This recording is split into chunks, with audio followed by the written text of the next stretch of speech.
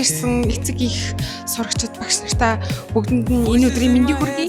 Энэхүү бичлэгээрээ би Дэлгэр магштай 12-ийн 1 ангийн сурагчдаас зүрхэндээ тээж явдаг үгсээ тэгээд хэлмээр байгаа зүйлсүүд, нууж явдаг зүйлс болон бид хэдийн энэ жилийн амжилтуудыг агуулсан бичлэг байгаа.